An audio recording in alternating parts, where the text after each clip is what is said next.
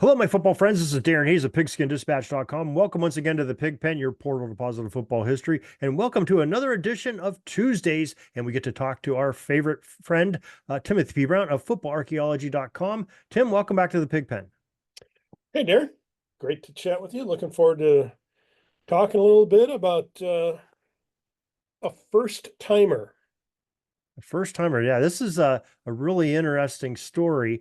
Tim wrote an article titled The First Black College Football Coach at a Non-HBCU Institution.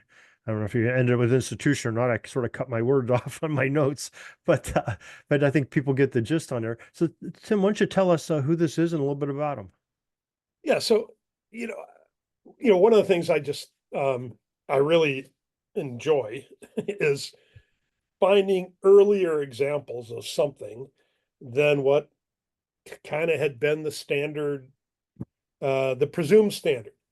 So not too long ago, I wrote about an earlier forward pass that it had occurred in a regular season college game, then had been assumed it happened a week before what everybody has traditionally assumed was the first one. And my undergraduate college was one of the schools playing in the former first one, you know, and yet, hey, the truth is the truth. And so it is what it is, right? So, did they pull your diploma or anything? They haven't yet. Yeah, I'm not no. sure Okay. they're even aware of this Oh, okay. stupendous article that I wrote. So, and I barely deserved the first diploma, the diploma I got there. Anyways, so okay, so this is an instance where there was a guy who played at Dartmouth, Matthew Bullock, who was heck of a player, became famous in part because he'd gotten beat up by Princeton, who had a bunch of Southern guys who didn't like to play against black players.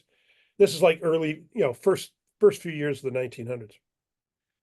But Bullock was assumed to, he after he graduated, he became the coach at what we would now call UMass, but might have gone under a different name back then. But he coached UMass in 1904 and then 1907 and 1908. And then he went on to all kinds of great things in life. But I don't know, maybe a year ago, I came across an article that was just kind of it was kind of a neat image, and it described the just some of the coaches, and these were mostly Eastern coaches, but coaches during the 1903 season. Well, if you look at the picture, if you looked at that picture, and it's in one of the tidbits that I wrote back at the time, you look at the picture and it's like white guy, white guy, white guy, white guy, and then but one of the people, uh, who's pictured is just has different features and it looks a little darker than all the other white guys. So then, I kind of then it was like, okay, I better look into him. Well, it turns out that this guy, a guy named Anthony Harris, had he grew up in Boston and graduated from graduated from Cambridge Manual Training School, which I think is called like Ringe Tech is another name for it. Anyways, graduates, and then he did that in 1900, and then in the fall of 1900, he played for Tufts. And I think he only played the 1 year and then went off and did whatever he did. But in 1903, so a year before Matthew Bullock coached UMass, this guy, Anthony Harris, ends up coaching Colby College up in Maine. So, if listeners aren't that familiar with Colby, it's one of those, there's like a whole league of New England, uh, kind of high end academic liberal arts schools, Williams and Amherst, and those kinds of schools, Mhm. Colby Bates, whatever. So it's one of those, right? And so those teams back then often played the Ivies. They might play one or two games a year. They played, what are now the Ivies, anyways. And then they mostly played among themselves. So, but he was coaching against. In fact, he had wins that year against Maine and New Hampshire. And, so he was coaching at a reasonable level, right? Um, and then uh, they had a pretty darn good team. This guy apparently was a real stickler for conditioning, and he ended up. They asked him back after he said, "Okay, yeah, but you got to pay me more than you paid me last year." And so he coached again in 1904. So he was a 2-year coach at a predominantly white college, and I just think it's just one of those.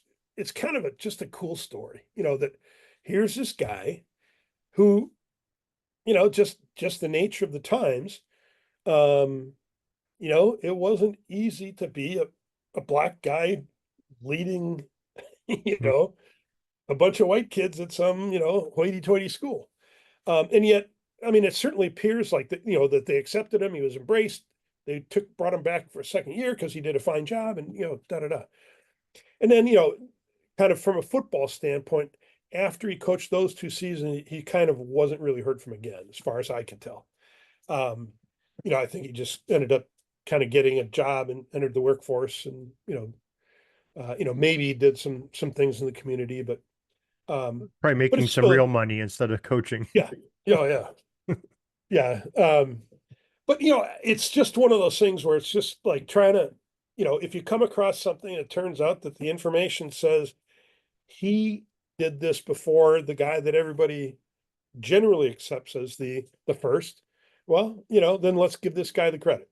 So Anthony Harris is the guy, coached Colby College in 1903 and 1904.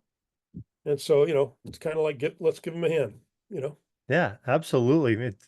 That's outstanding, Tim. When you go and you find some of these things and sort of change history as we know it a little bit, because Mr. Bullock getting a lot of credit by a lot of experts, and you finding this almost accidentally it sounds, Yeah, but yeah, again, that's how much research is done. Maybe you're looking at something else and something else catches your eye, and bingo, it's something very important like this is. So I'm glad that we could give the recognition through your story here and telling it, both on your tidbit and here on Pigskin Dispatch. So thank you for that.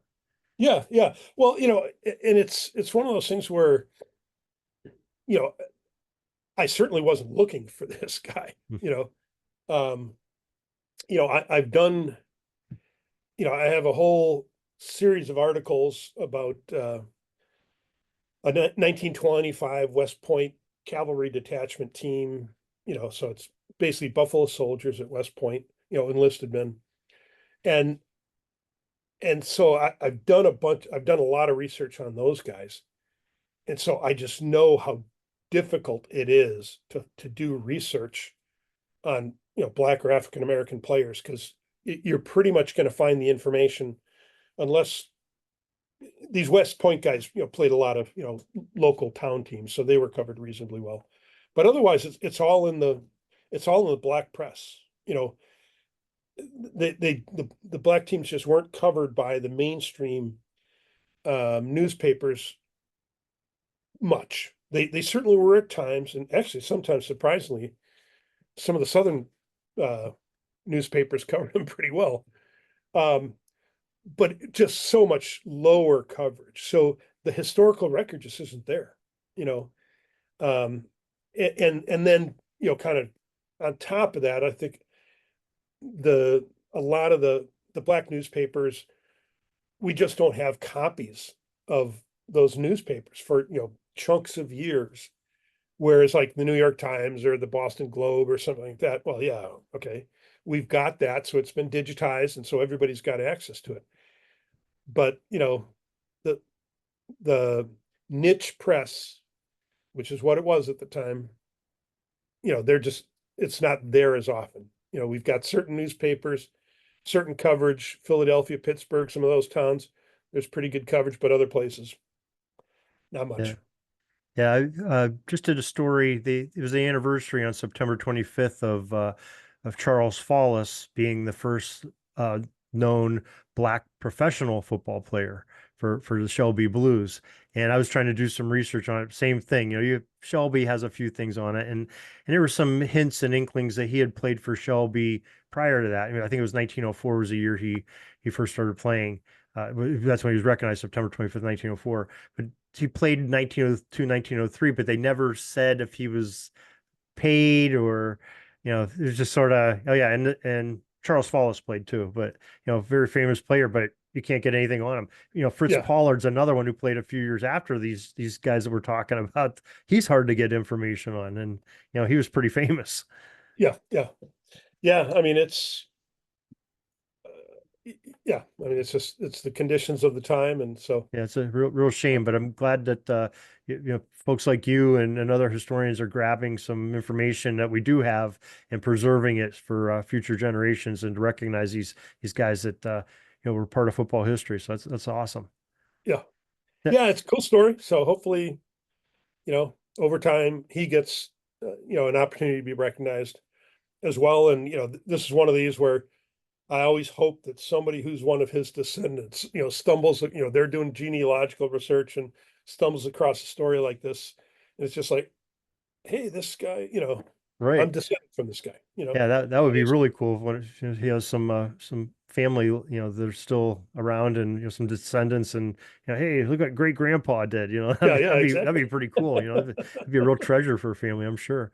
Now, Yeah, you have treasures like this all the time. You're uncovering, maybe not to the extent of the historical significance of this, but you do have sometimes like that. But you have these tidbits are pulling out information from past times of most of us have forgotten or didn't even realize existed in your tidbits. So why don't you share with folks where they can enjoy your tidbits?